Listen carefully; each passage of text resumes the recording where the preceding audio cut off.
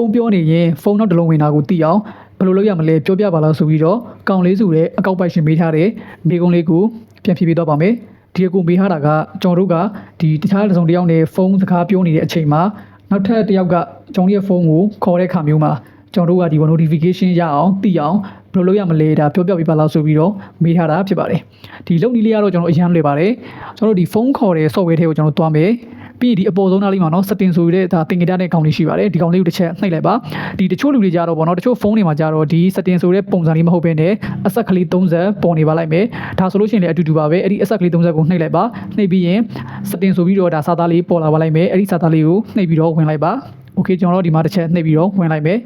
ပြီးဒီမှာเนาะကျွန်တော် call waiting ဆိုတဲ့ကောင်လေးရှိပါတယ်ဒီမှာเนาะ CAA call WAITI ည waiting call waiting ဆိုတဲ့ကောင်လေးကိုတစ်ချက်ထပ်နှိပ်ပေးလိုက်ပါပြီးဒီမှာကိုဒါဖြစ်စေခြင်းနဲ့ပေါ့နော်ကိုထားခြင်းနဲ့ဖုန်းနံပါတ်ကိုရွေးလို့ရပါတယ်ကိုကနှစ်ခုလုံးထားခြင်းနဲ့ဆိုလို့ရှိရင်တော့နှစ်ခုလုံးကိုဖွင့်ပေးလိုက်ပါကျွန်တော်ကတော့လောလောဆယ်မှာဒီတစ်ခုကိုစမ်းပြီးတော့ဖွင့်ပေးပါမယ်ဒီလိုမျိုးလေးပေါ်လာပြီဆိုရင်တော့ဒီခလုတ်လေးကိုဖွင့်ပေးလိုက်ပါပြီးရင်ထန်းကိုတစ်ချက်ထပ်နှိပ်လိုက်ပါဒါဆိုလို့ရှိရင်တော့ရှားသွားပါပြီခင်ဗျာအဆင်ပြေမယ်လို့မျှော်လင့်ပါတယ်နောက်ထပ်သိချင်တာတွေရှိရင်လည်းဒီ post yes comment အောက်မှာဝင်မှတ်သွားလို့ရပါတယ်